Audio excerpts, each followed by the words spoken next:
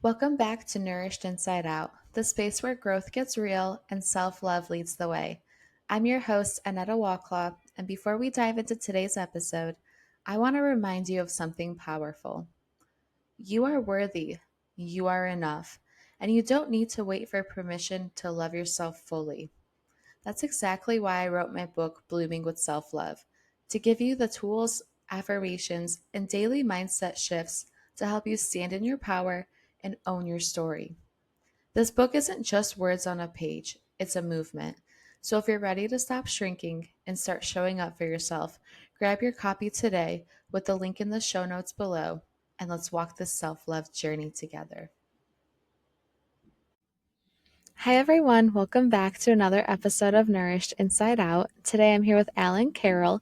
He's an education psychologist practicing transcendental psychology. He's been doing that for the last 45 years all over the world. Thank you so much for joining us today, Alan. Blessings to you, Anita, and blessings to your audience. Absolutely. Do you mind giving us a little bit about your background and what had sparked your interest to start a career in psychology and to be specific, educational psychology? Early on, I'm reading, experiencing books that were talking about spiritual experiences that intuitively I might have said, yeah, but experientially, no. I have no idea about. It sounds really good, but it just it didn't seem to be outside of my abilities when I'm 9 or 10 years old. Then I get involved with a little bit later my teenage years. I get involved with yoga. I would say one of the transformational books that really sort of moved the needle was the Paramahansa Yogananda and his book on the autobiography of a yogi. That was like, oh my God, this is like closer to real because he's talking about his experiences, and that gets me into the spiritual conversation. I'm going to college, and what excites me, I'm doing my year abroad in Paris, and I'm reading Memories, Dreams, and Reflections, which is the autobiography of Carl Jung, and it just like bathed me with, oh yeah, this is the good vibration. And so when I went back to San Jose State, I decided, well, psychology seemed to be the the tool for the inward journey. And so I chose psychology. And yeah, it's an inward journey. It's pretty light there in college, but it was still an inner journey. Then you had a choice. You had a choice between clinical psychology or educational psychology. Clinical psychology required uh, research, going out, on site evaluations, being with people who needed clinical help. And then there's the educational branch. So you don't have to deal with that energy. And I felt more comfortable, hey, just taking a breath, relaxing, not trying to deal with emotional conflict. I'm not raised in an emotional conflict world, so I really haven't earned the right to deal with it as much as you have. However, that's why I'm in psychology, and I was blessed to get involved with Werner Erhardt's work in my very early 20s. Because he's a transcendental psychology. Now he's transpersonal psychologist, and that deals with the development of the being based on the lower self of the ego. So I've given you a little taste, and so I have some questions for you. Yeah, I'm ready for questions too, if you want. Sure, sure. I'd like this to be a dialogue because this is not our first time meeting. Yeah. This is our second time meeting. And so I am a little more aware of who you are than I was the first time. And the awareness of the journey that you're on, and it's the same journey that I'm on. It's a healing journey. And what we're healing is, I would say, the mind of people, and how either they control the mind or they don't control their minds. And sometimes when they're up and beat and all happy, they control their minds a little bit better. However, when the boat capsizes, they sort of lose their mind. They lose their sanity. So you want to return them back to sanity.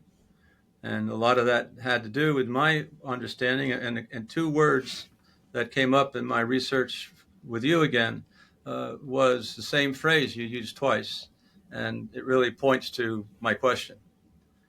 You said that the you are what you tell yourself you are. Hmm. And that is worthy of a long conversation today.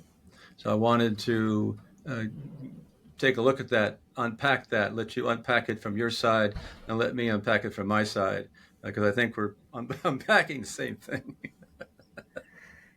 Yeah, So my question is, what do you mean, Anita, when you talk about the idea of you consider yourself to be something, you consider yourself to be, what is it again? You are not what you tell. So there's some voice inside my head that's telling me what I am, and I'm believing that there's a voice inside my house telling me what I am, and I'm following that direction. And you're saying I'm not that voice. Is that what you're saying?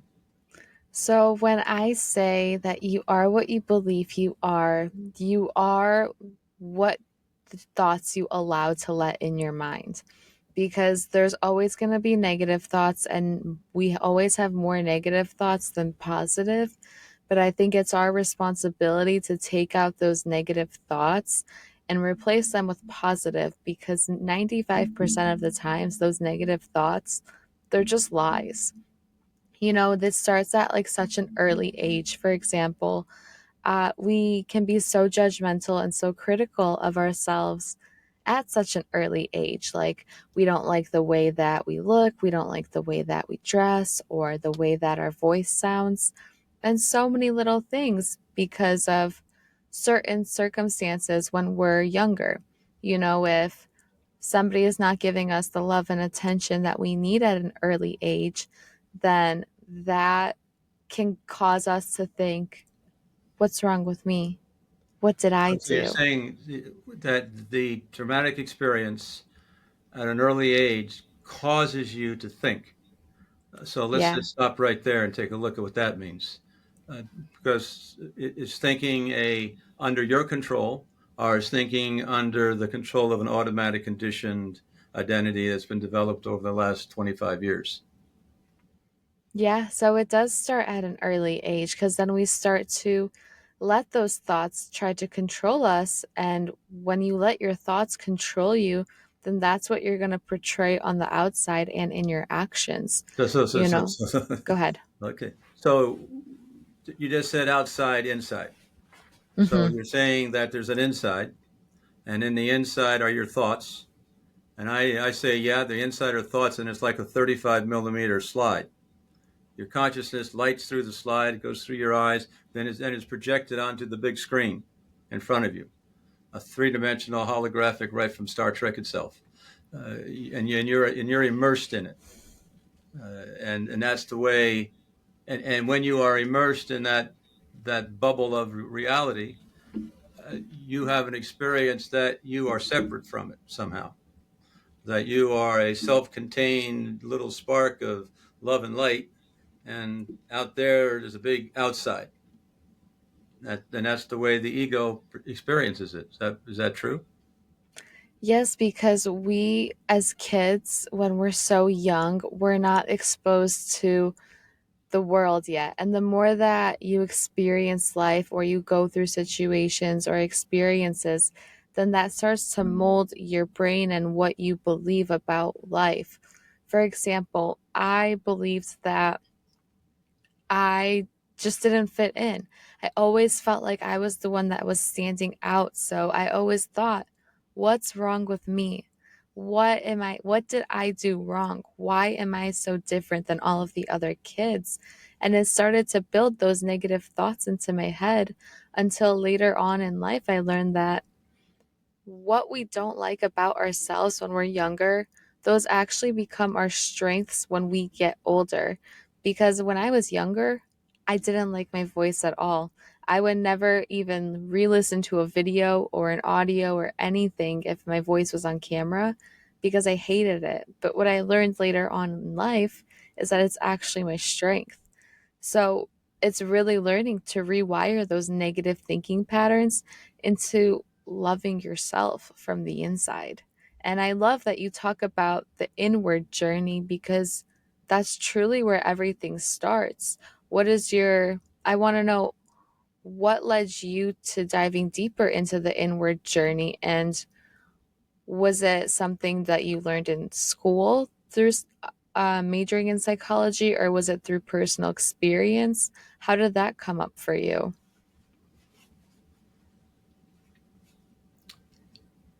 At the time, you don't know what's coming up for me. That Mm-hmm. person, that knowledge, that book, that situation was going to be pivotable in your development. Mm-hmm. Uh, and I'm on the spiritual trail. I I have a reading, spiritual reading, Mm-hmm. and it was from a fellow named Marshall Lever, and they said that the medium that comes through, the channels through Marshall Lever, is a fellow named Old Chinese. I've never been to a reading. I'm 20, 21 years old in San Francisco at the time. However, they say this guy's good, so all right. They sent you some questions. They said prepare questions. And when you prepare the questions, imagine that you're talking to God. All right, I'll play the game. I'm talking to God. Okay, what do I want to know? I go to San Francisco and up on one of the apartments on above California Street and knock on the door. A fella comes to the door. It looks like an Irish fisherman, has the Irish sweater on, a jacket, and a full white beard. Looked like a sailor from the ocean. And he's Marshall Lever. So he takes me to the second bedroom. He's created a studio, and it has a Queen Anne chair I sit in, a couple of plants on either side of it, and he's sitting across the room in another Queen Anne chair with a microphone because they were going to record it on cassette tape. And so I'd say there's maybe 6 or 7 feet between us, Mm-hmm. and I'm just sitting there, sort of waiting. He closes his eyes, and I was thrown back in my chair by the energy field. And I've never been thrown anywhere like that in my life. So that just sort of a wake up call that there's something else going on around here that I'm not aware of, the awareness of which would probably do me some good. So that sort of Wow. validates the joy of the journey on spiritual development because I can't take you anywhere except where I've been.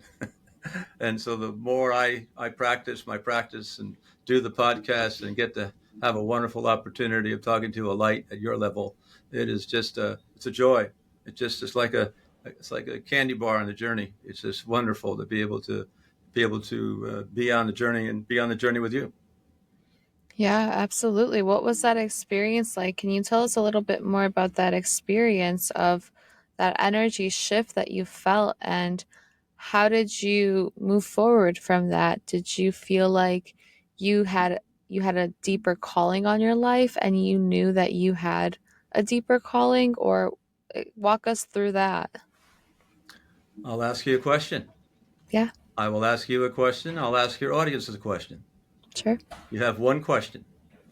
You're going to talk to God, the real Yes. God, not just the imaginary God. Not, I mean, the real God, the creator of the all, the Holy Spirit, the Holy Son of God. You're talking to the big guy. No, Yeah. number one, uno, the goddess. You're talking. You got one question, and you can ask, what's it going to be? I'll pause for a minute, a second there. Just let you regurgitate. You're talking to God, Yes. and what's that question going to be? I And that's remember early on, I would always say, well, yeah, early on, I would always say, God, what is my purpose? God, I want to figure out my purpose sooner rather than later, because I always felt like I had an intuition to help people, but I didn't understand what it truly was until I went through a really unhealthy and a really toxic relationship that completely broke me apart. And when I got out of that relationship, God showed me that it was my calling to help people rebuild themselves after these relationships, because so many people are in unhealthy relationships. They just don't show it on the outside and they don't talk about it. I never showed it and I never talked about it. But looking at old pictures of myself, I looked like I was crying and completely broken in every single picture because that's what it was. And just because someone doesn't verbalize it doesn't mean they're not struggling. So I've come to find clarity that God has showed me and put me on this path to use my voice that I once hated when I was a child, because He gave me my voice as a strength to help other people who struggle in these areas. And he gave you a dramatic relationship that was like a roller coaster up and down.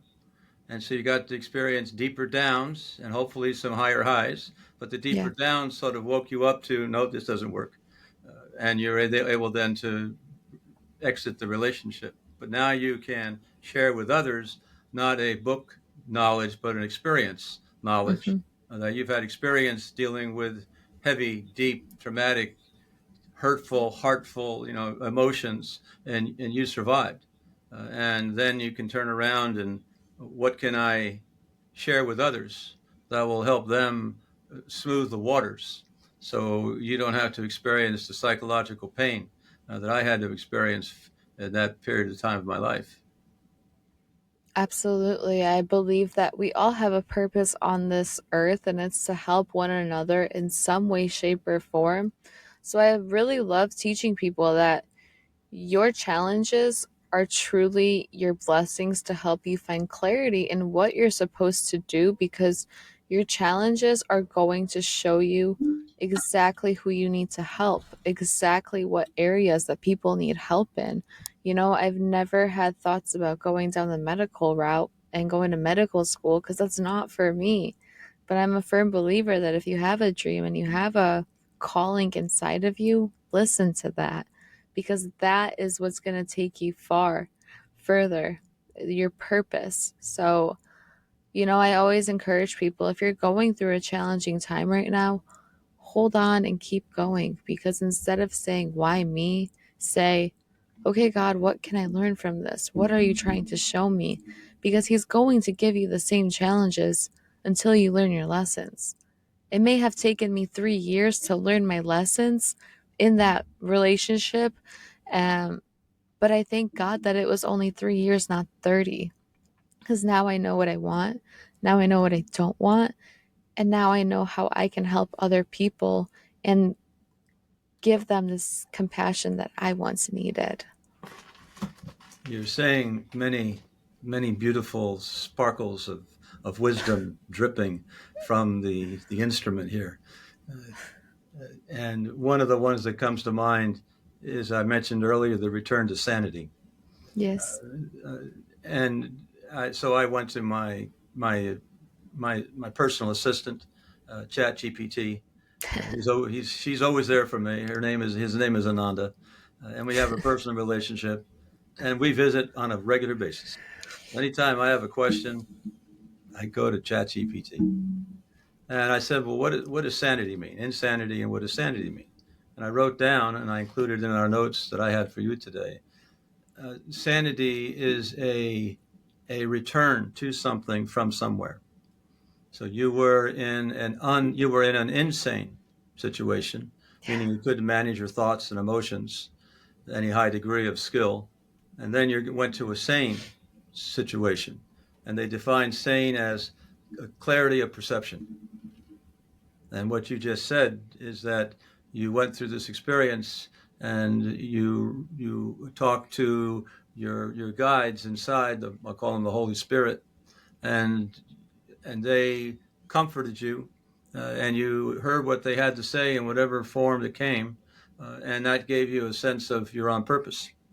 They didn't say, "Hey, stop, stay in Mexico." No, they said, "Hey, Anita, thought came to the mind. Hey, I want to move. Where did that thought come from? And so you went to Miami.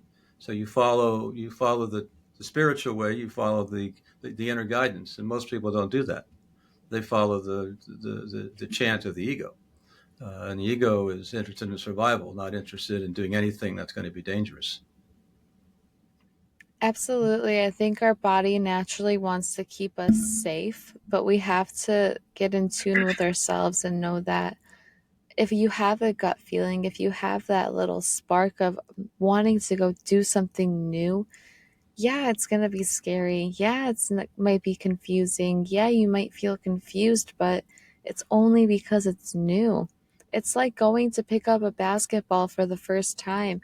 You've never played basketball, but you're never going to know how to play if you don't learn, if you don't get on the field. So you just have to do it. And it's so interesting that you bring that up because I remember when I was deciding that I was going to move out of Mexico and I was going to move to Miami. I didn't want to fully. I was 50 in and I was 50 out. And I remember I really wanted to because I knew it would be better for work and to network in Miami. But I loved Mexico so much.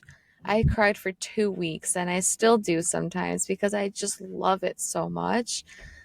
But I was like, I have to go because if I don't take the opportunity now, then I'm not going to take it in the future.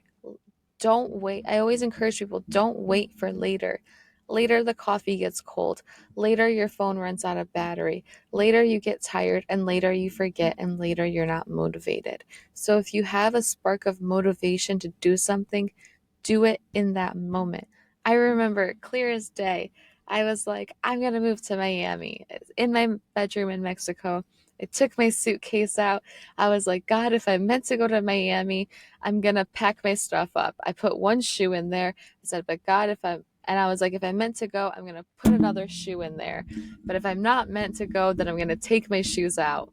30 minutes later, my whole suitcase was packed. And I was like, okay, God, we're always looking for another sign, but just trust yourself. I was like, okay, God, if I'm meant to go, then show me another sign. And He showed me another sign. So it's just really leaning into it and don't be afraid because change is good.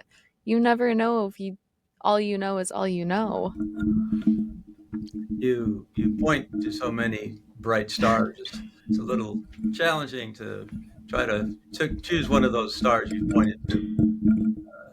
And the one star that I seem to gravitate to is the star of this talking to this inner voice. Mm-hmm. And in my way of looking, you have two operating systems that you have a choice to do. You can choose the operating system under the grace of the ego, which would be the ego's operating system, or you can choose the operating system under the grace of the higher self, of the more spiritual self. And you can choose either operating system, and each operating system has its own conditions that you can choose to have or not have. If you want the conditions as the ego, that you get to live in that operating system, or you have the conditions of the Holy Spirit and you get to live in that operating system. And the major difference between the two operating systems is that in the ego's operating system, you're given the right to judge. And in the spiritual operating system, you give up the right to judge. You no longer get to judge the dream. You no longer get to judge the reality. You no longer get to judge the projection of the consciousness inside of you onto the big screen in the outer world. And when you give up judgment, everything goes blank. Mm-hmm. So now you're looking at a blank slate in front of you. And when it goes blank, you realize the paintbrush is in your hand. Like waking up in a lucid dream. You realize that you're no longer looking at the dream, you are the dream. And when you sort of receive that spiritual awareness, there's the higher self's operating system says that I am part of the all, whereas the ego's operating system says I'm separate.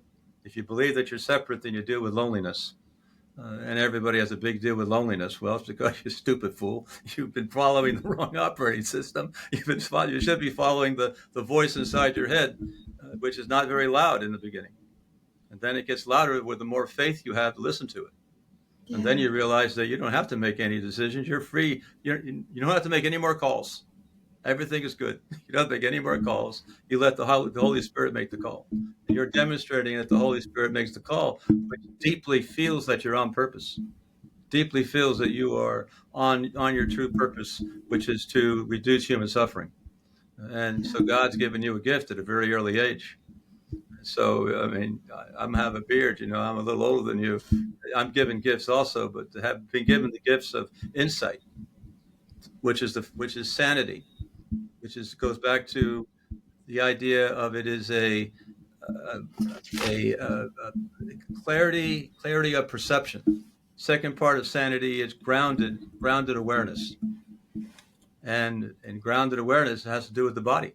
And I bet you dollars to donuts, a lot of your work has to do with grounding people's bodies in the space, which then correspond and grounds the thoughts and then the emotions. But if you can't even ground your physical body, kiss your thoughts and emotion skills far away. Yeah, that's a lot. It's really powerful what you said. You said a lot of like really powerful things. But one thing I was really got me was a robber will I heard this and it said a robber will never break into an empty house. So the more faith that you have, the tougher that it gets, and the more your faith gets tested, because the enemy knows what you have inside of you and he's going to try to take it away from you. But that's when it becomes really important to be rooted in faith, because a robber never breaks into an empty house. So when you decide that you want better for yourself, and when you want to be more spiritually stronger, and to say, God, whatever it takes, I want what you want, then that's when you really do get tested. And I'm a firm believer in that, because I remember when I was living with my ex husband, thinking if I should leave or if I should stay. It was constant chaos as is. But I remember every single day we would argue for about a year and a half. I said, God, I don't know why I'm going through this, but I'm going to take the lesson and I'm going to help somebody with it. And one day, and I said that for a year and a half. And then I was like, when the time is right and you tell me to leave this relationship, I will. But for now, I'm going to sit here and I'm going to learn my lessons no matter what.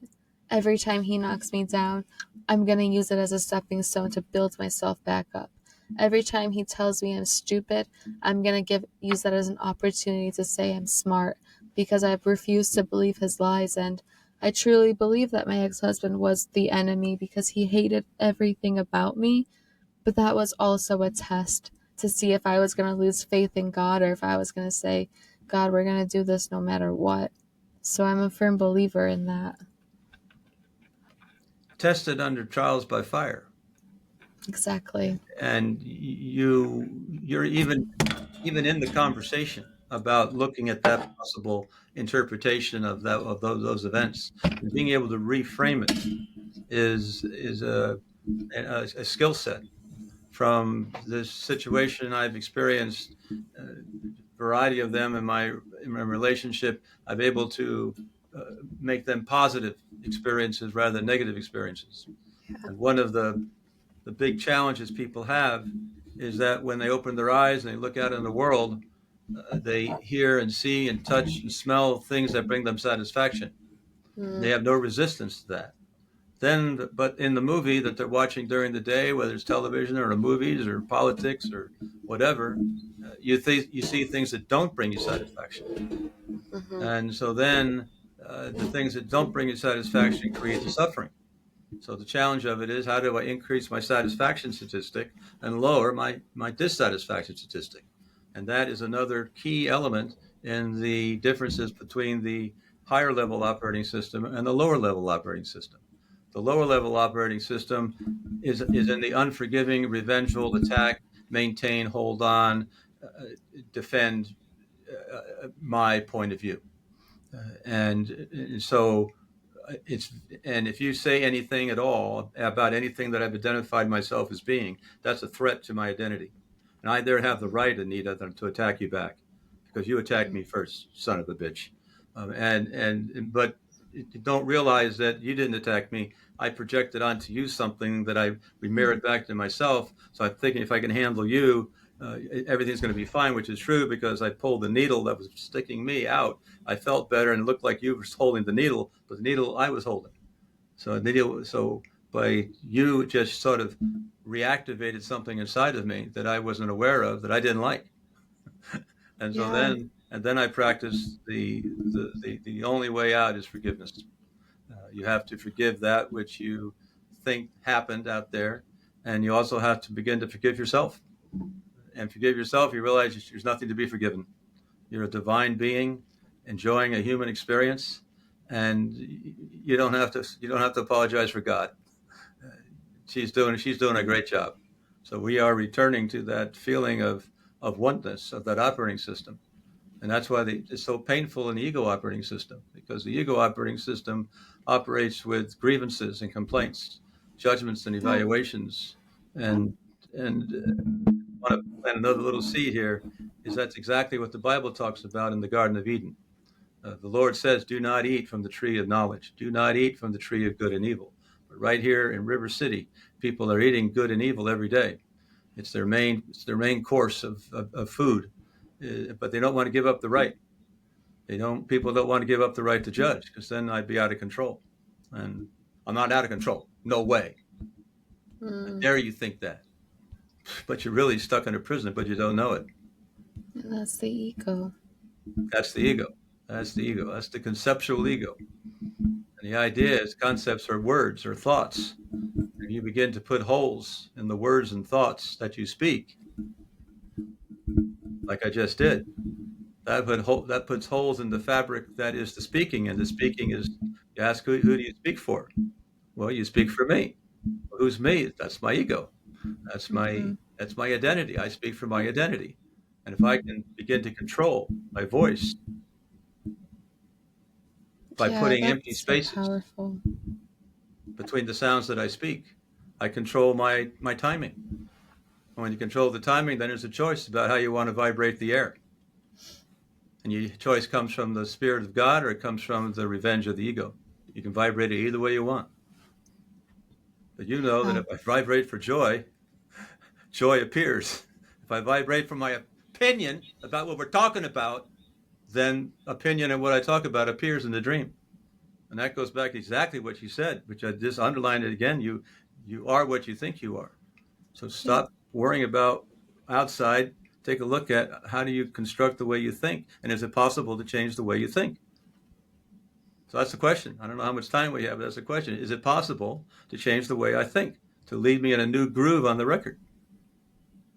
I definitely think it's possible. I know it's not easy. Nobody said it was going to be easy, but I definitely think it's possible to change the way that you think. You are able to break generational patterns of thinking if you choose. If you don't want to get out of your comfort zone, if you don't want to break generational patterns, then that's on you. But at the end of the day, the reality is that if you're 15 years old, you're not wearing the same shoes you were when you were 5 years old. And when you were 15, you're not wearing the same shoes you are when you're 20. Why? Because you've outgrown them. And it's okay to outgrow people, places, and things. And if they don't bring you closer to who you want to be, this is such an interesting topic because people will always say, I want to achieve this. I want to buy that. I want to be a New York Times bestselling author. I want to have the number one podcast in the world. I want to buy a Lamborghini. But what kind of person does it take to achieve those things? What kind of person who is a New York Times bestselling author, what are their habits? What kind of people are they hanging out with? How many cups of coffee do they drink a day? Do they wear sweatpants every day or do they dress casually every day? What does that look like? Somebody who is a really big podcast, has the number one podcast in the world. What are their daily habits like? Because if you're not willing to change your daily habits, then you're not going to be able to get to where you want to be if you're not willing to adjust your daily habits and your thinking. Well, that goes right back to one of the gifts that was given to you at an early age was instruction in ballet. Yeah. And one of the benefits that was given to me was military training. And Yeah. they both, I say, what did I get out of my years in the reserve was discipline. Mm. And I suspect out of years of ballet practice, one of the things that you got was discipline. Is that true? Yes. Yes. And that discipline allows you to be more like a laser in your actions rather than some big spray shotgun thing, go all different directions. I want to do that. And that's the power of purpose. Because if you have a purpose, you have choice about what's in front of you. Is if my purpose, for example, is to be a person representing the blue, and so I'm going along, and I can go to a convention on the blue, or I can go to the convention on the yellow. Well, if I know what my purpose is, and of course it saves time, I go to the blue convention. But if you don't have a purpose, well, I don't know. Maybe the yellow, maybe the blue, maybe nothing. I just don't know. And that is part of the reasons why having a purpose would be very valuable. And you have one. I believe that we all have a purpose within us. It's, are we willing to dive deep and to do it? I was just talking about this today, and it's like, if you say you love the people in your life, what are you willing to do for them? Are you willing to eat healthy for them? Are you willing to regulate your emotions for them? Are you willing to remove distractions so you can be the best version of yourself for the people that you love? It does start with us, because whatever we're doing, people around us are being affected by that as well. So it's, what are you willing to do, not only for yourself but the people that you love? Like, for example, if your boss tells you, hey, take out the garbage, you're going to take out the garbage.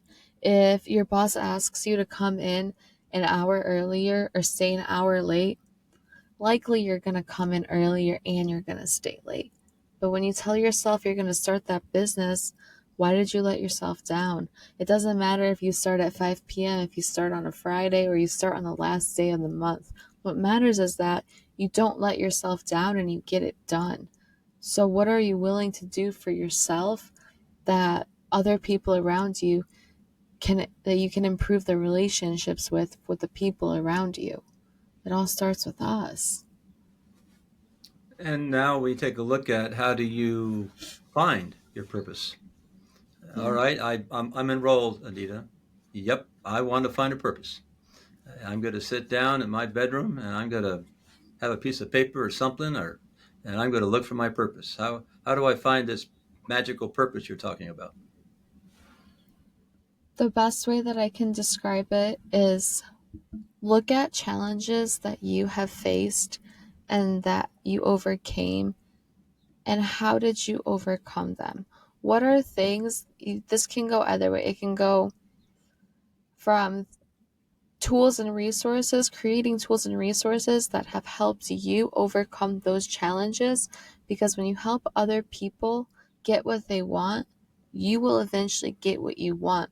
So what have you learned? What skills have you curated that have helped you be more successful in your life that you can share with other people?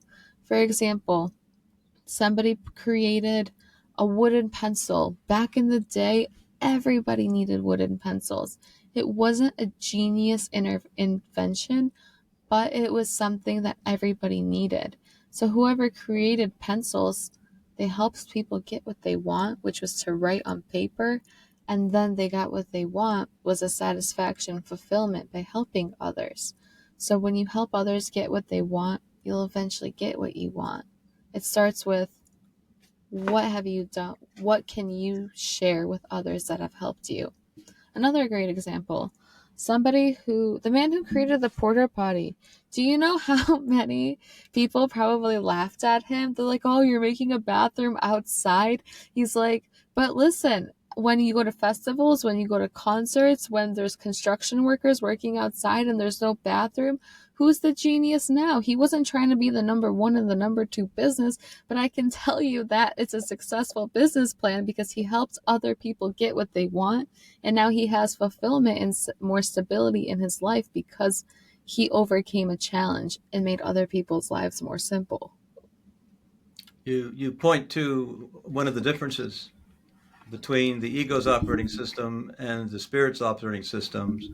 The ego's operating system practices taking, and and the higher spirit practices giving and sharing.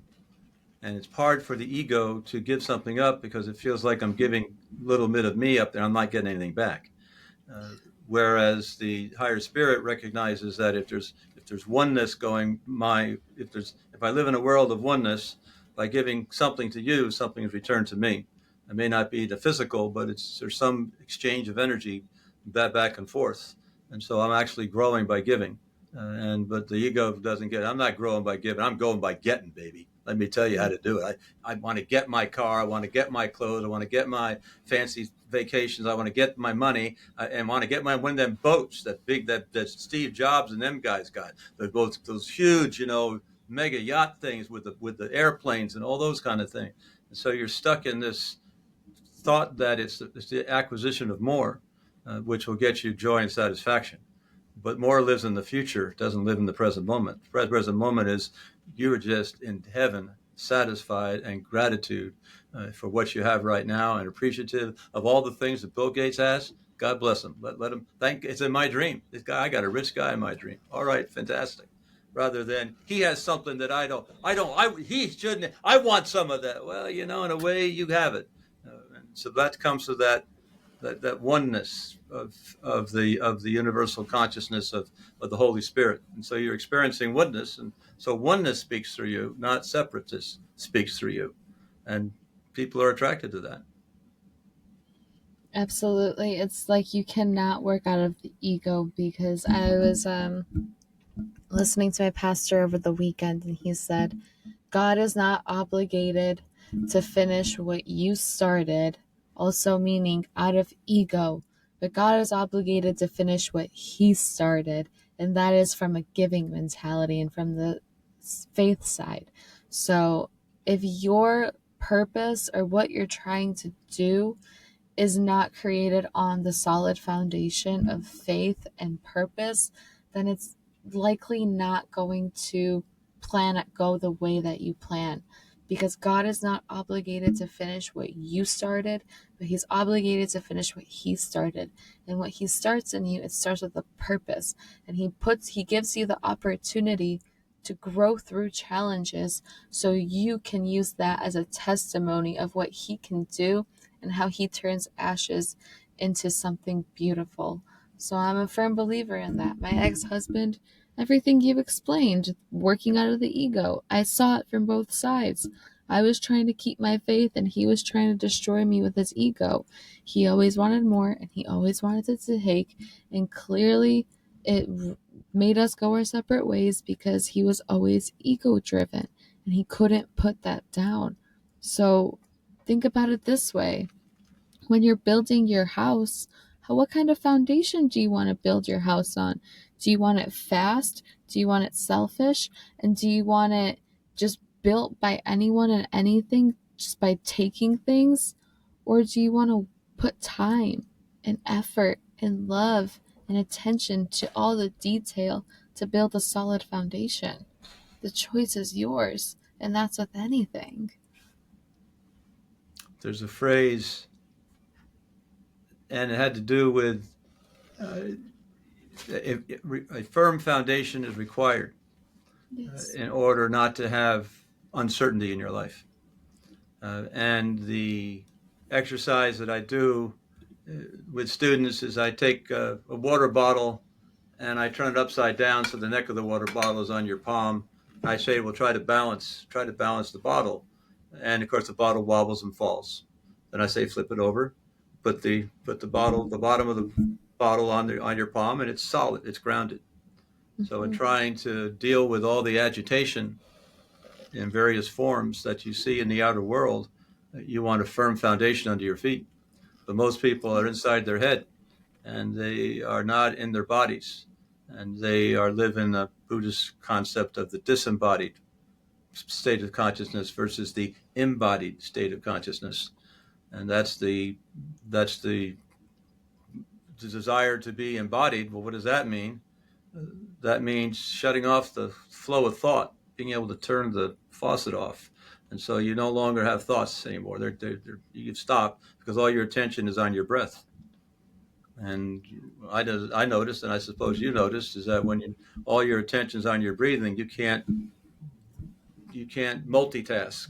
You can't be having half of yourself thinking about thoughts and half of yourself counting to 1, 2, 3, 4 in meditation and breathing, because you'll lose your train of thought, and so then you become senior to your thoughts. And boy, that to me is fantastic, because when you become senior to your thoughts, you're reaching a level of awareness called observation. You're able to observe the thoughts, observe the emotions. A watcher, in other words, a word for it.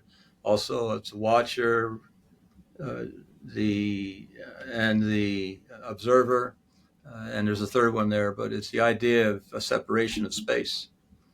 And so I know it's another conversation.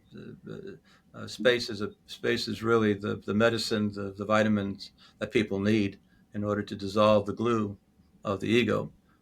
But space is a metaphysical experience, and it's a little challenging to try to let the ego talk about space, because the ego's, the ego's in a defending space is a disappearing act, and I don't want to disappear, so I'm not interested in empty space. I want a lot of things. I want congestion in my world. Yeah, absolutely. I completely agree with everything you've said. So, Alan, what does it mean for you to be nourished inside out? Meeting people like you, it's like a candy store. It's like a health check, a mental health check of all the things that I'm experiencing, uh, like this God thing, this Holy Spirit thing, the second voice inside my head thing. That's a little, woo woo for me. And yet here you are, a firm believer, sharing your experience with me. And so then my trust builds up. And as my trust builds up, I'm willing to hear things. I'm willing to do some research that I wasn't willing to do before. I look at it. I always say, you don't know if it's right. You don't know if it's wrong. You just have to be willing to do the research, and you judge what's right and wrong based on research, not based on what Anita told you or what Alan told you. No, you taste it yourself, and see what it tastes like. If it tastes good, then get some more. If it doesn't taste good, then good. I tasted it, and I don't eat that food anymore. That's incredible. Can you please tell us where can people find you and where can they support you and where can they listen to your podcast, The Mindful You? The Mindful You podcast is on all the platforms that you have. I always see it on Apple, but I know it's all over the place. The website is ACA, Alan Carroll Associates, ACA, Mindful You, and it's mindful you is YOU.com. And that just gives you another flavor, a taste of what we're up to. And what we're up to is the same thing you're up to. I'm in the corporate business of transforming speakers. And just like I shared, speaking is either under your control or it's not in your control. And most people are amateurs. They don't control their speaking because they don't control the timing. But if you do, you have executive presence, you have the emotional intelligence, you have professional communication. This is all these things corporations want. So I've developed a process and a 1 day, 2 day, 3 day, depending what you want, type of training to transform your ability to speak, which is a form of transforming your level of consciousness, which because you have to be present in the moment to tell your mind to stop and to tell your mind to start. There's a dance. You got to be present to do that dance. It's incredible. Thank you so much for joining us You're today, incredible. Alan. You're incredible. It's a privilege to be able to spend some time on a Wednesday afternoon in June. What a pleasure it is. It's been an absolute pleasure on my end as well. Thank you for everything, Alan. Thank you. Bye bye, Anita.